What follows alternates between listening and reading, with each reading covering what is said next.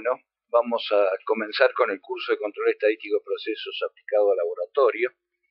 El control estadístico de procesos es una de las herramientas más sencillas y con más aplicación en el mundo. En Argentina no está muy difundido, pero es uno de los puntos que se utilizan cuando uno debe hacer mejoramiento de procesos.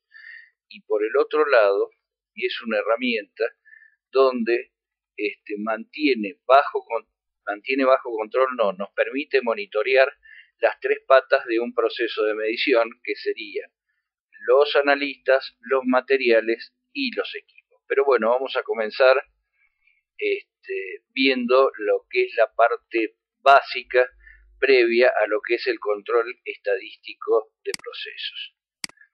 En este momento el curso está dividido en 3 módulos. Vamos a ir por el módulo 1, que va desde todo lo que es la parte básica hasta cartas de control por variables. Lo que tienen ustedes acá son las normas internacionales para el control estadístico de procesos. La más importante de todas es la número 3, que es la ISO 7870, que es la guía general y la introducción. Está la norma ISO 8258 que la complementa. El resto para aplicaciones especiales, especialmente la 7873.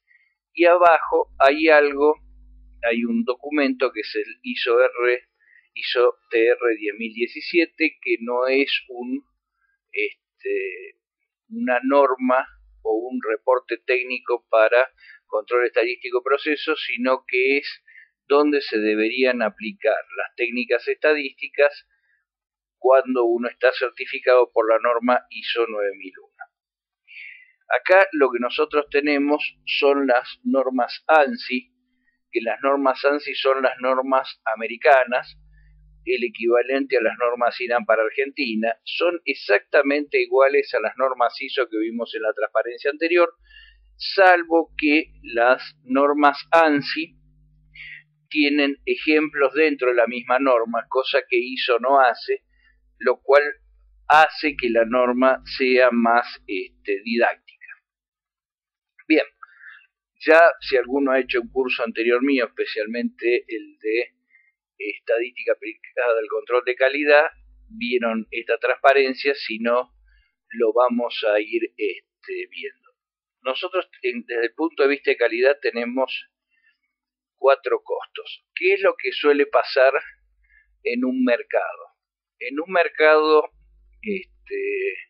libre, no en un mercado que está regulado por el gobierno, sino en un mercado libre, ¿quién es el que pone el precio? El precio lo pone el cliente. Por el otro lado, si yo quiero aumentar mi rentabilidad y tener mayor ganancia, una de las formas es aumentar el precio del producto, pero el precio del producto va a llegar a un techo, que es el que pone el cliente, porque después mis ventas van a bajar. Lo mismo pasa con los análisis. Yo puedo hacer cierto tipo de análisis, quiero ganar más plata, aumento el precio, hasta que empiezo a perder clientes o bajar mi número de análisis. ¿Por qué? Porque hay clientes que se van a otro laboratorio o clientes que lo hacen con menos frecuencia. Y llegado a ese techo, si yo necesito aumentar mi rentabilidad, la única que me queda es reducir mis costos. Entonces, debemos analizar los costos de calidad. Empecemos de abajo hacia arriba. Fallas externas. La falla externa, yo tengo un laboratorio, hago servicios, emito un resultado, mi cliente toma una decisión respecto del producto en función del resultado. Si el resultado que me informan dice que cumple con las especificaciones de mi cliente, yo lo voy a despachar. Si el laboratorio dice que no cumple con las especificaciones del cliente, lo voy a rechazar y por lo tanto no lo voy a despachar. Ahora, si ese resultado está mal en uno o en otro sentido, yo lo que generé acá fue un impacto sobre el cliente perdió plata y va a venir o me va a hacer algún tipo de demanda al laboratorio.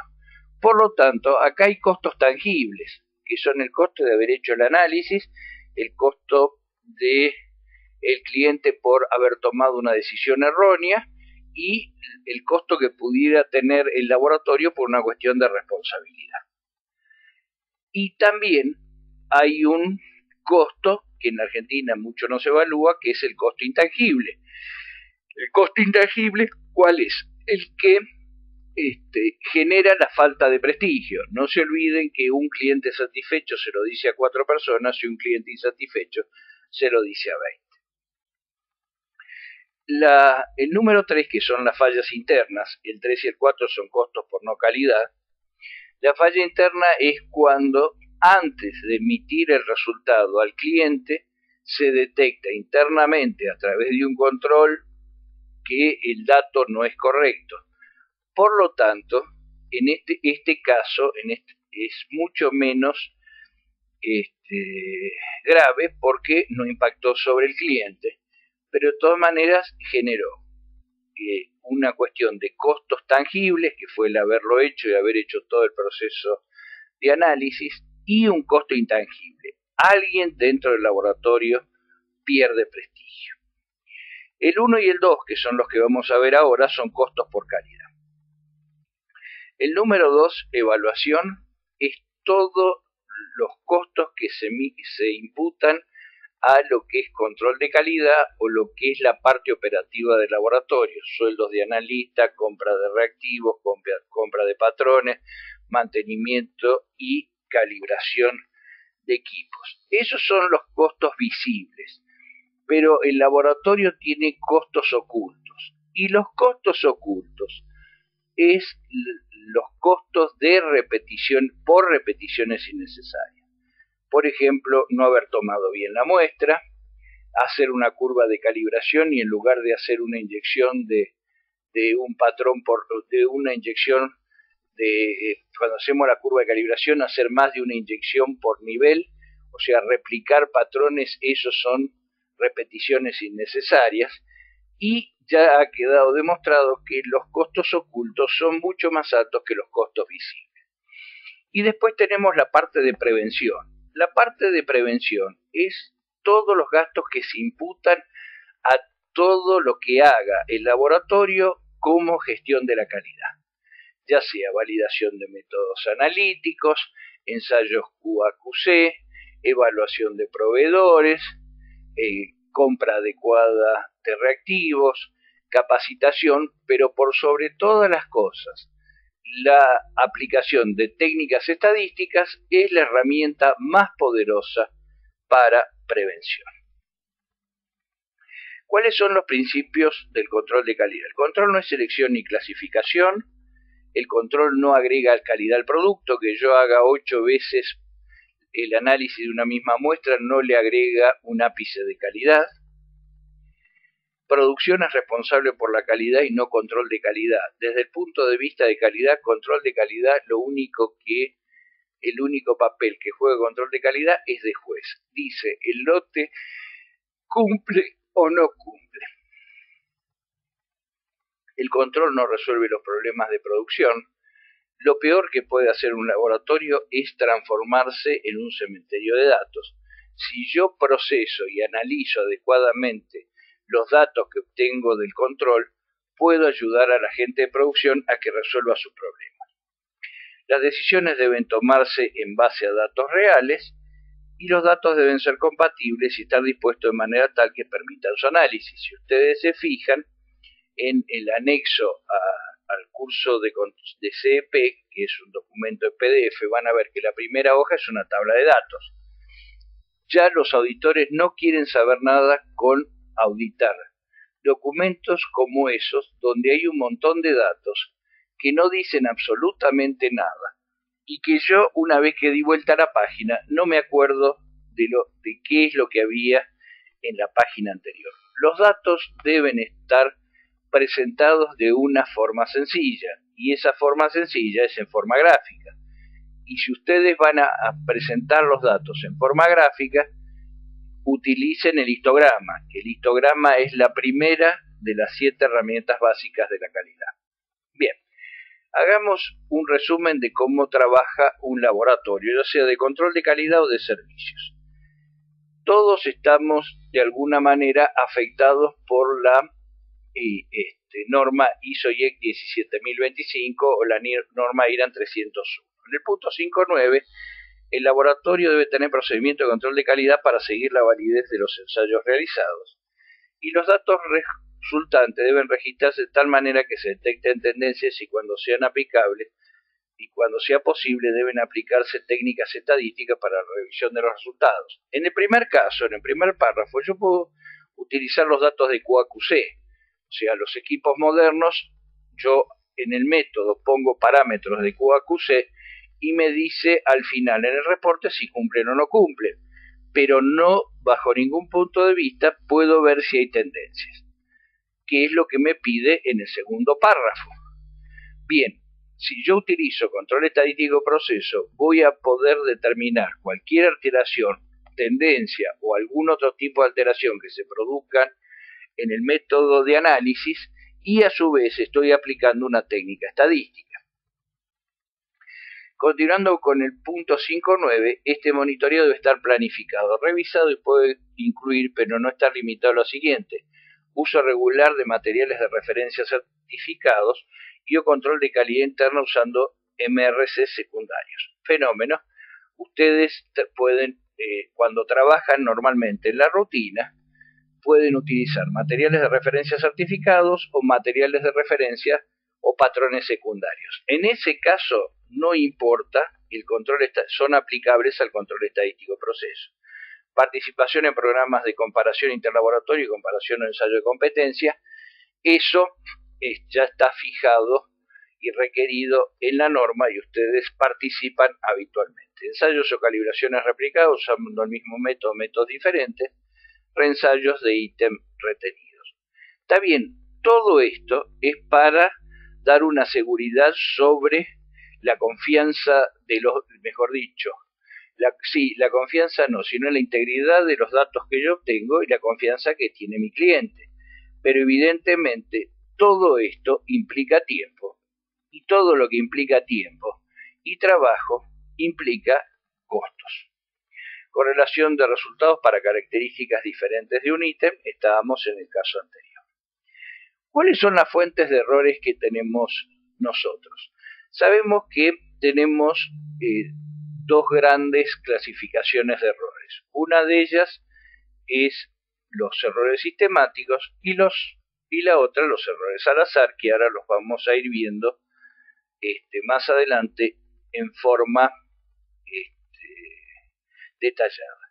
Pero en términos generales, los errores que hay en un laboratorio son entrada de datos, patrones usados, valores de calibración y constantes físicas, características inherentes de la magnitud a ser medida, instrumentos usados, exactitud y repetibilidad, que eso lo tenemos en la validación, fiabilidad del observador, errores de lectura, pifiadas, selección, errores de análisis y de cálculo, ambiental, toda influencia externa que afecte a la medición. No nos olvidemos que en la norma hay un punto de infraestructura y la infraestructura tiene que ser adecuada para el tipo de análisis y que yo estoy realizando.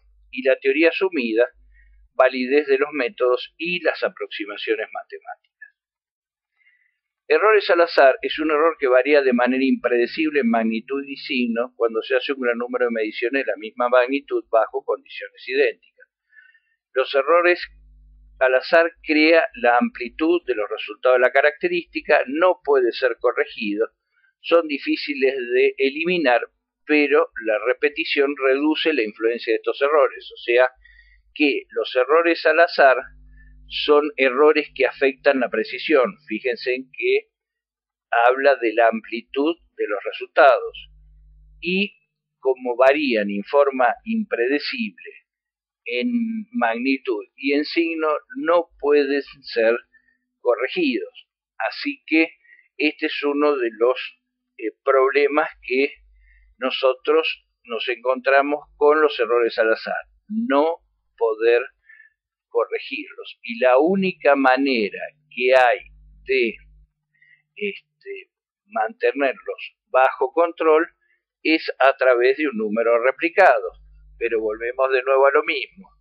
el aumento de las repeticiones genera un aumento de costos. Entonces aquí tenemos un ejemplo de errores al azar. Varían en forma impredecible, arriba y abajo de un valor verdadero. Errores sistemáticos es un error que permanece constante en el curso de un número de mediciones de una magnitud dada cuando se hacen bajo las mismas condiciones o varía según una ley definida cuando cambian las condiciones. Los errores sistemáticos crean un desvío característico en los resultados del ensayo y pueden ser corregidos aplicando la corrección. ¿Está bien? Entonces, los errores al azar, dijimos, afectan la precisión y los podemos expresar o medir a través de la desviación estándar. Los errores sistemáticos lo que hacen es afectar la exactitud y el lugar donde nosotros podemos ir a ver cuál es la magnitud de esos errores sistemáticos son los certificados de calibración. Entonces, el hacer una calibración adecuada de un equipo no implica que es una cuestión para cumplir con el auditor, si bien cumplimos con la norma, pero básicamente lo más importante es que me da el error sistemático. Por ejemplo, cuando yo hacen la calibración de una balanza y ponen una pesa con un valor nominal y certificado de 5,000 y después nosotros pesamos y la balanza, mejor dicho, para esa pesa informa 4,9995, quiere decir que tiene una diferencia en menos de 5 décimas de miligramo, o sea que cada vez que yo peso en el orden de 5 gramos, al valor de la pesada que me indica la balanza, debo agregarle esos 5 miligramos. Y si ustedes ven el gráfico, van a ver que los errores sistemáticos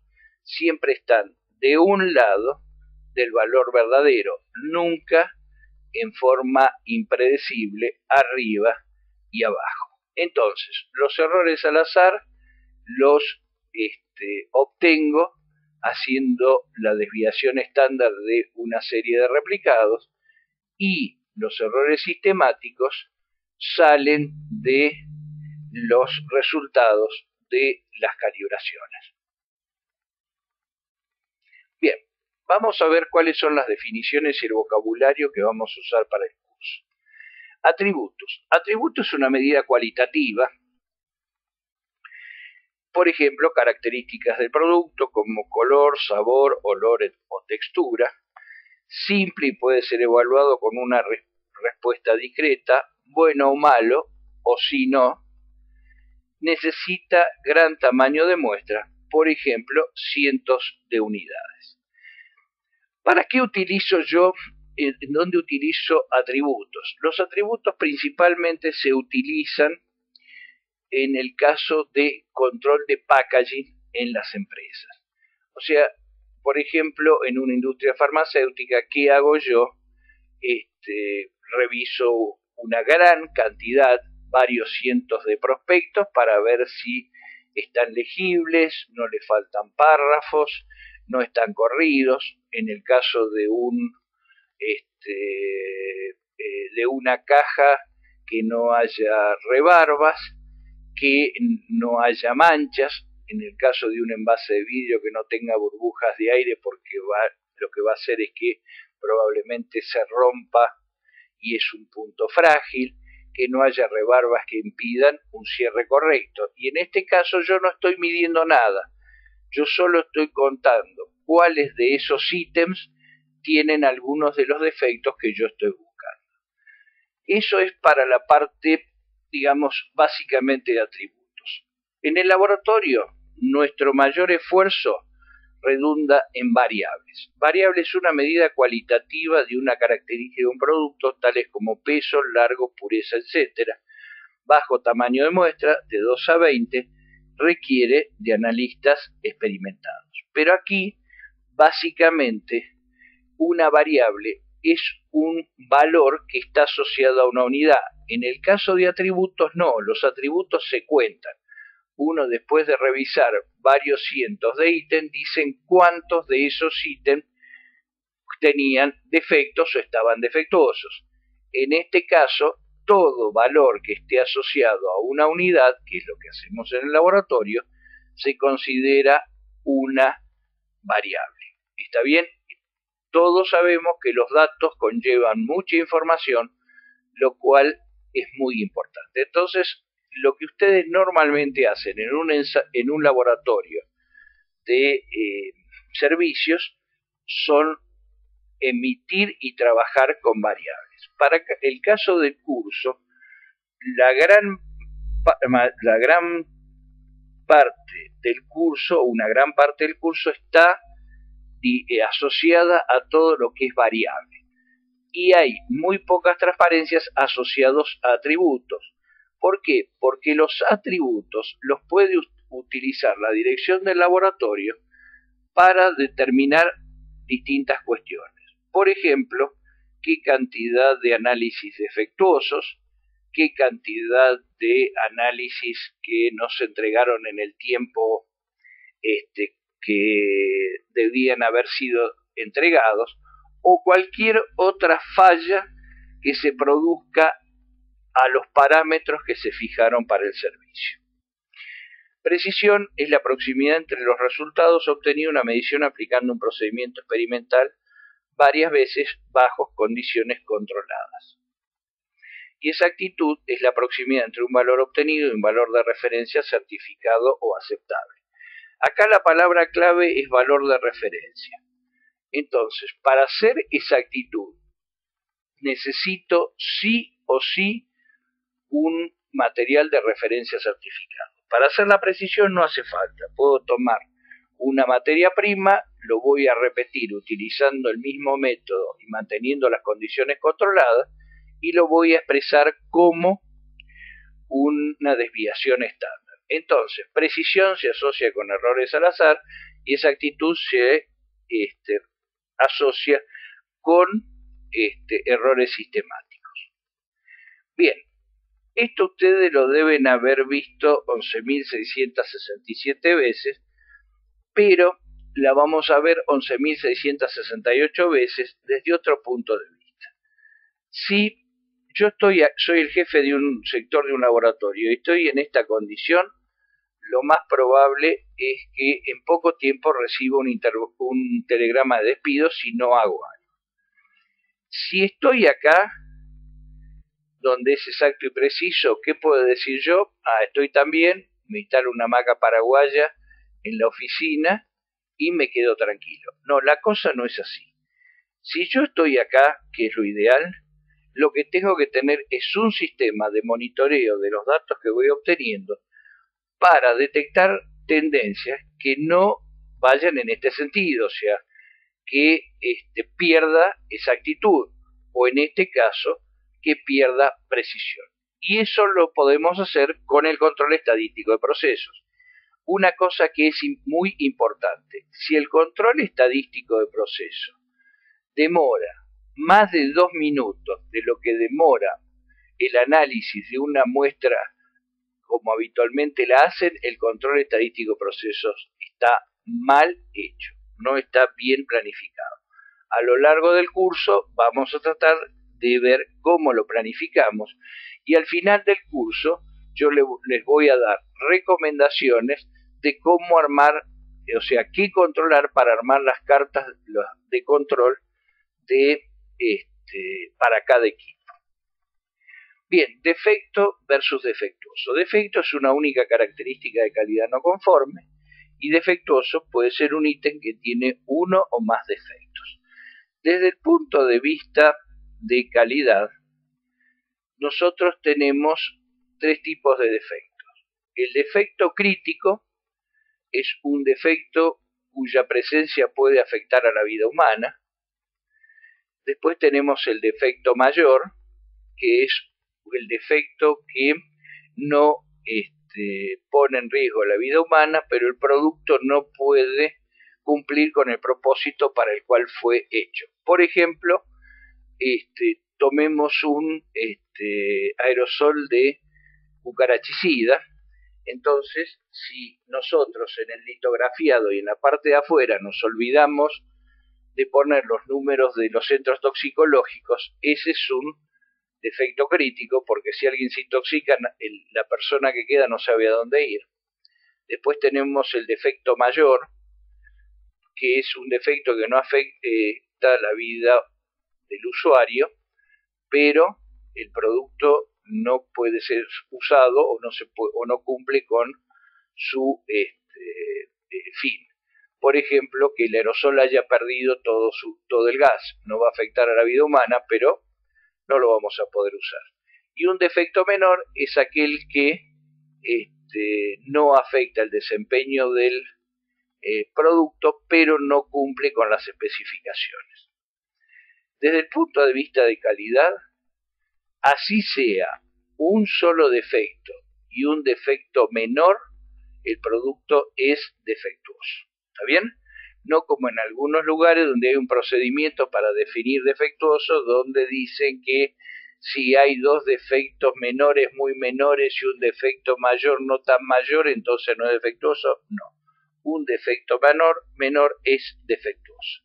Entonces, esto está referido a atributos. Cuando nosotros hablamos de defecto defectuoso, estamos hablando de atributos. Los tipos de errores, como dijimos, al azar afectan la precisión dentro de las corridas. Si afectan la precisión dentro de las corridas, afectan la repetibilidad. Si afectan la precisión entre corridas, la reproducibilidad. Y también se los conoce como errores indeterminados. Y desde el punto de vista de control estadístico de procesos, los errores al azar se asocian con las personas y con los reactivos. ¿Está bien?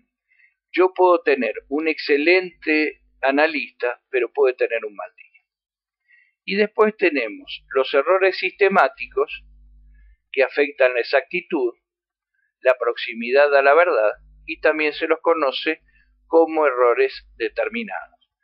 Los errores sistemáticos se asocian con los equipos. ¿Está bien?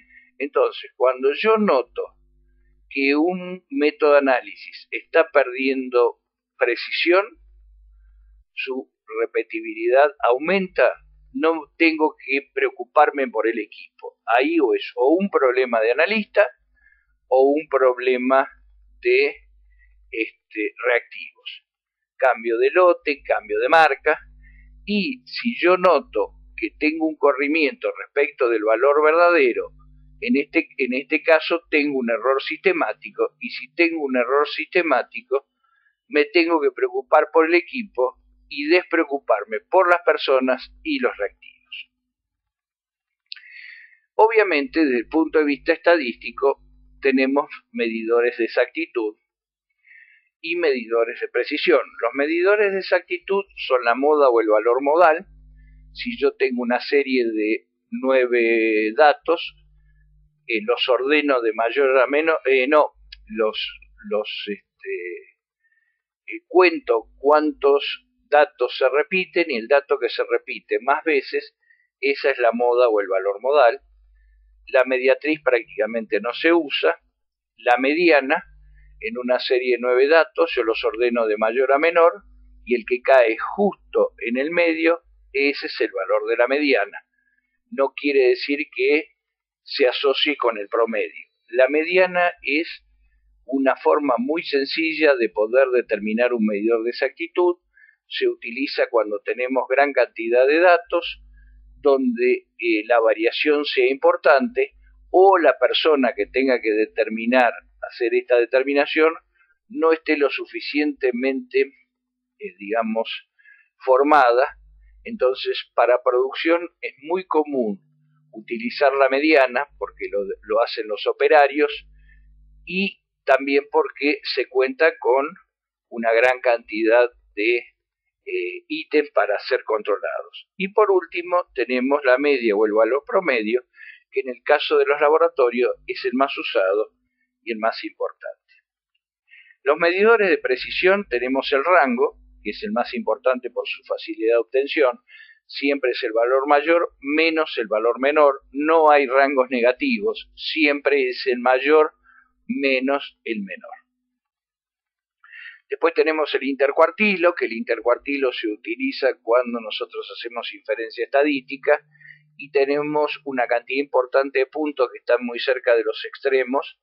Entonces en ese caso me van a desfigurar el dato y puede llevar a que tomemos una decisión errónea cuando hagamos la inferencia estadística. Entonces lo que se hace, se eliminan los 2/4 de los extremos y se trabaja con los 2/4 del medio.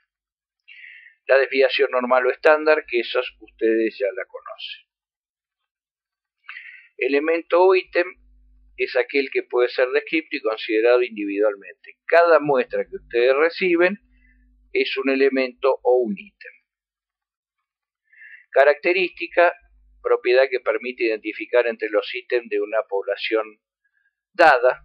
Entonces la característica puede ser cuantitativa por variables, cuando es un dato asociado a una unidad, o cualitativa por atributos, cuando trabajamos con defectos o defectuosos. Entonces, cada parámetro que yo le controlo a un ítem es una característica de calidad, ya sea pureza, título, color, densidad, humedad. Bien, esto es algo nuevo para ustedes. Causas asignables. No están siempre presentes en el proceso de medición, pero cuando se presentan producen desvíos importantes. No obedece a ninguna ley estadística. Son minoritarias, aproximadamente el 15% de los casos, son fáciles de determinar y de corregir.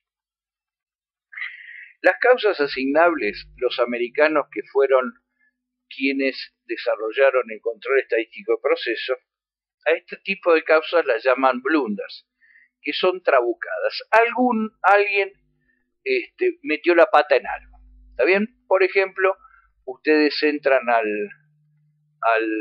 laboratorio, llegan, lo están esperando, ni bien llegan, le dicen, no, mira, es urgente, necesitamos que nos hagas una viscosidad de este producto y demás.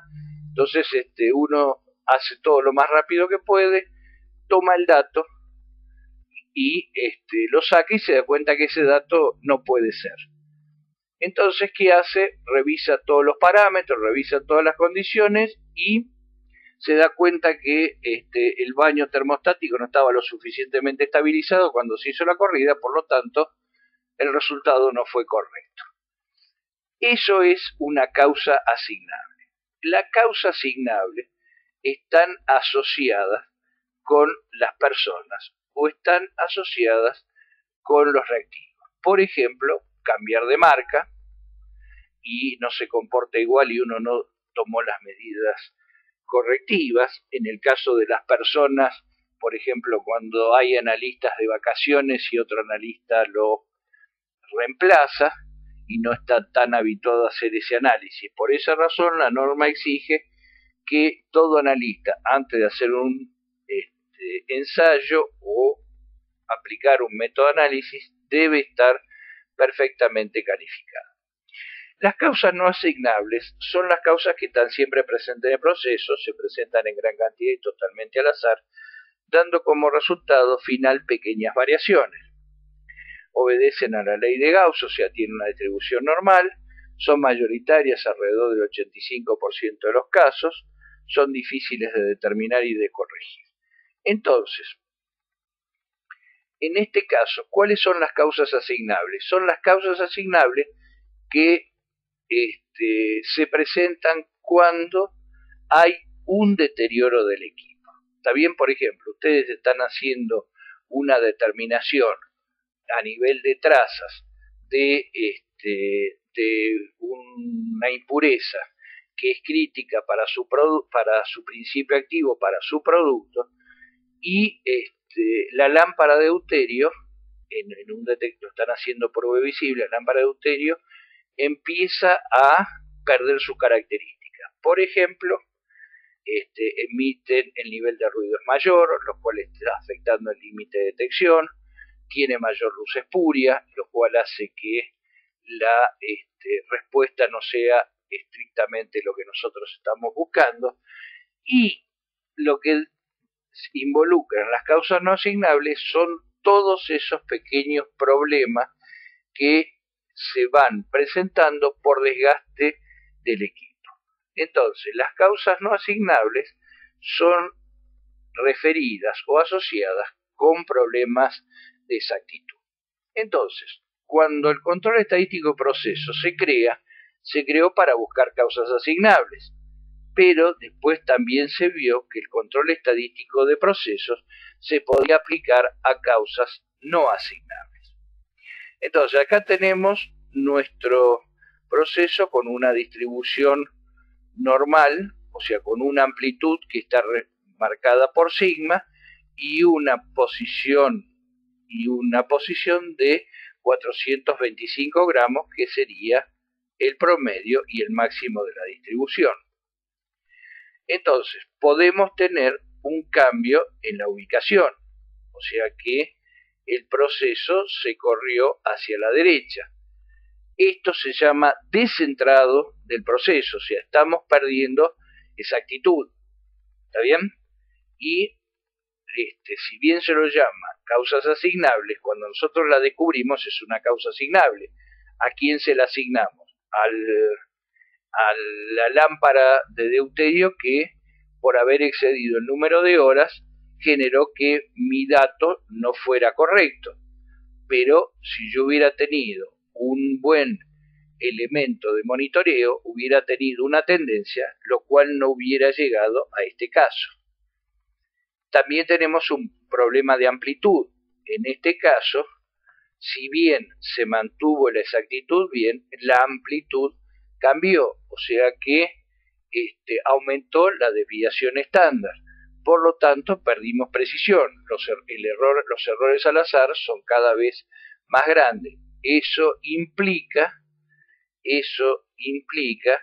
que yo debo enfocar mi evaluación en lo que es el personal y o los reactivos.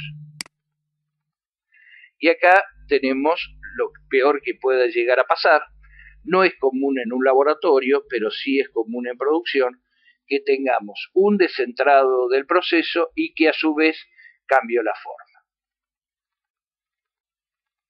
Entonces, acá, cuando hay causas presentes asignables en el proceso, tenemos este tipo de variación, o sea que el valor central de la especificación no coincide con el valor central o el valor de posición de las muestras. Cuando no hay causas asignables, nosotros lo que tenemos es que el máximo de la distribución de las muestras están centrados respecto de la especificación y los límites de la distribución de mis muestras están dentro de los límites de la especificación. ¿Está bien?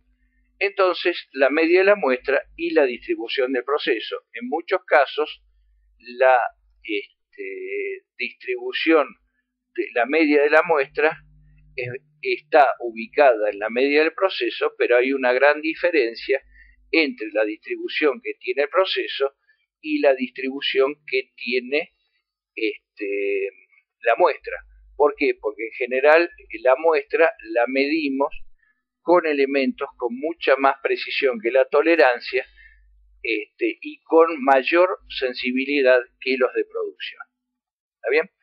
Entonces, adelantándonos una carta de control, nosotros tenemos el límite superior de control, el límite inferior de control y el valor nominal, y los valores a medida que van saliendo van tomando una posición dentro de los límites. Si por alguna razón hay un punto que salió fuera de los límites, nosotros decimos que hay una causa asignable. Entonces, dijimos que teníamos causas asignables, causas no asignables. ¿Está bien? Toda la presencia de causas asignables y causas no asignables que generan la variación en mi proceso de medición. Si todos trabajáramos igual, todos los reactivos fueran igual, lo más probable es que mi variación sea cero o esté muy cerca de cero. Pero no todos trabajamos igual, no todos los reactivos son iguales y dentro de una misma marca de reactivo no todos los lotes son iguales. Entonces, nosotros desde el punto de vista de control estadístico de proceso tenemos dos tipos de causas de variación. La causa común es la causa que se asocia con lo que dijimos no asignables, o sea que todas las gallinas proporcionalmente van por cada una determinada cantidad de huevos blancos, ponen un huevo rojo. O sea, esa es la variación. Cada tantos huevos blancos, un huevo rojo. En el caso de las causas especiales, que esta causa especial con su nomenclatura se la asocia con lo que vimos recién, que son causas asignables. O sea que solo uno de las gallinas pone huevos rojos. ¿Está bien? O sea que esa gallina, digamos, no se comporta exactamente igual que el resto de las gallinas. Entonces, lo que a mí me interesa evitar son las causas especiales o las causas asignables, que esas están asociadas con los errores al azar. Entonces, siempre que yo tengo que mejorar un método de análisis, debo enfocarme primero sobre las causas especiales. Fíjense que acá dice problemas obvio fijos.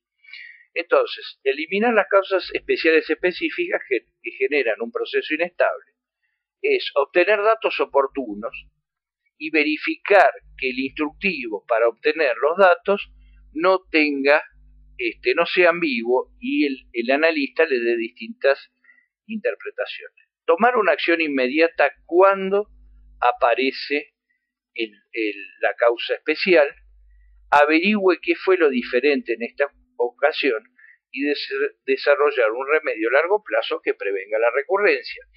Entonces, ¿cuál es para este último caso la estrategia que fija la norma? Utilizar proveedores calificados. Entonces, el laboratorio lo que debe hacer, por ejemplo, con el caso de los reactivos, es decir,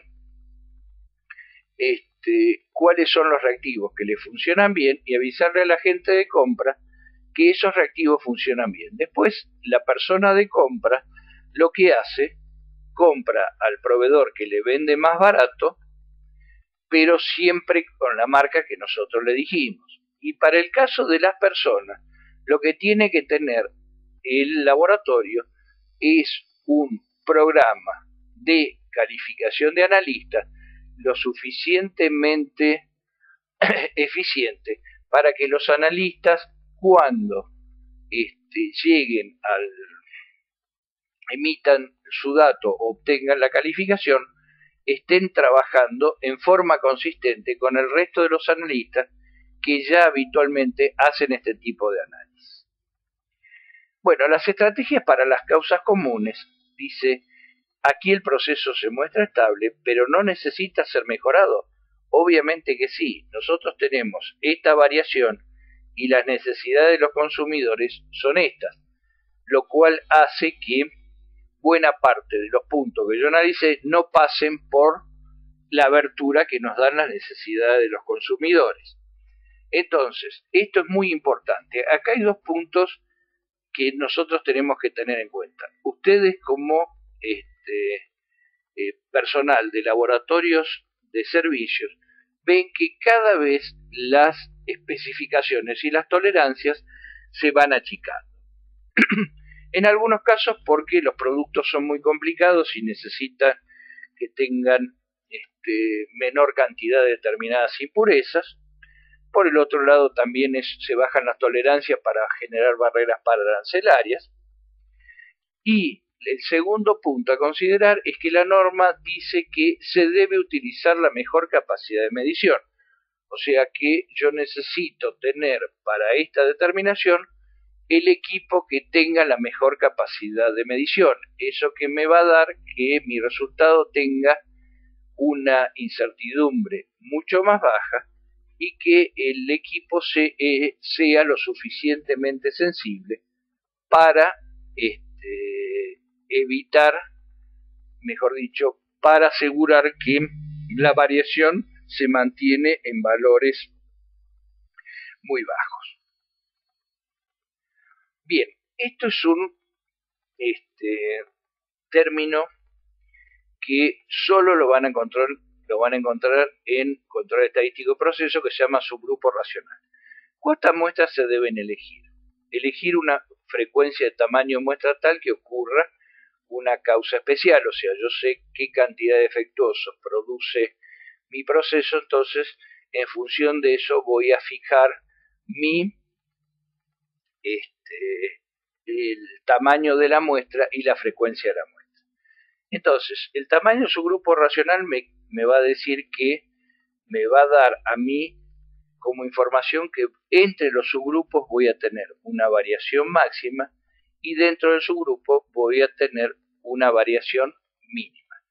Es decir que si yo tomo un tamaño de subgrupo racional n igual a 5 y tomo dos analistas y le digo que hagan un determinado análisis por quintuplicado, la variación que va a haber dentro de los quintuplicados y los replicados de cada analista van a ser mínimas, pero la variación entre los replicados para los distintos analistas va a ser mucho más grande.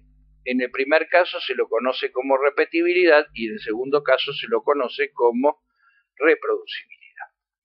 Ahora, respecto del tamaño de su grupo racional, en el laboratorio las cosas no son tan fáciles. En producción tengo cientos de ítems para poder controlar, pero en el caso del laboratorio hay ciertas limitaciones que no se pueden hacer.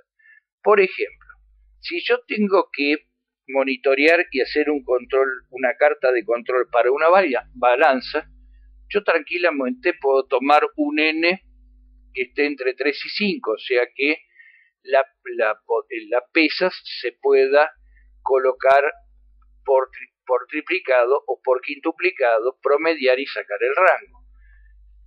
En ese caso, el tamaño de su grupo racional es bueno y utilizo un tipo de carta de control. Ahora, si yo tengo una técnica analítica que tarda 30 minutos para poder obtener el pico que a mí me interesa y el resultado, no voy a tomar un tamaño de su grupo racional de n igual a 3 porque cada vez que tenga que poner el punto en la carta de control voy a estar usando el equipo 1 hora y media y voy a trazar mi trabajo para obtener ese punto. Para ese caso hay una carta de control especial donde el tamaño de su grupo racional es 1, o sea que con un solo dato podemos armar la carta de control.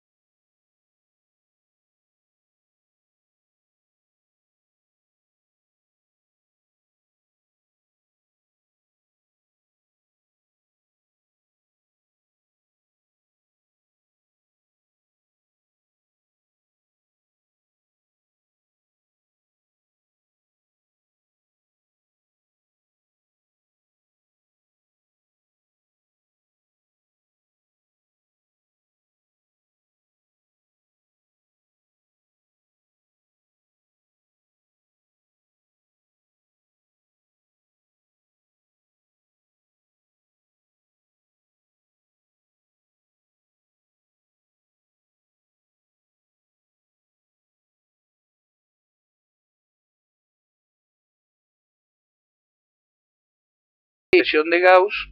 La expresión de Gauss fue una expresión teórica y a medida que fueron apareciendo los datos y se empezó a trabajar con datos experimentales, se llegó a la conclusión que esos datos se ajustaban a una desviación estándar. En nuestro caso solo nos vamos a ocupar de ver la parte de calidad y mediciones analíticas. Esto lo acabamos de ver recién. Y acá tenemos el teorema del límite central. Dice, es muy frecuente encontrarnos con poblaciones que no son normales, entonces nos preguntamos cuál sería la distribución de X barra en estos casos. La respuesta a esta pregunta la da uno de los teoremas más importantes de la diferencia estadística, llamado teorema del límite central. Entonces, el asunto es así. Yo lo que tengo puede ser una población que no es normal y yo puedo hacer un número de replicados de manera de asegurarme que la distribución de las medias de esos replicados sea normal. Entonces el teorema del límite central dice cualquiera sea la distribución de la media muestral se aproximará cada vez más a una distribución normal a medida que el tamaño de la muestra crezca, o sea, a través del aumento del número de replicados. ¿Pero dónde paramos? ¿Cuántos tenemos que hacer? 2, 5, 10, 25, 50. Entonces, también aclara que dice que cuanto más desviada y menos se ajusten a la normal la distribución de la población, mayor va a tener que ser el número de replicados para asegurarme que la distribución de las medias sea normal.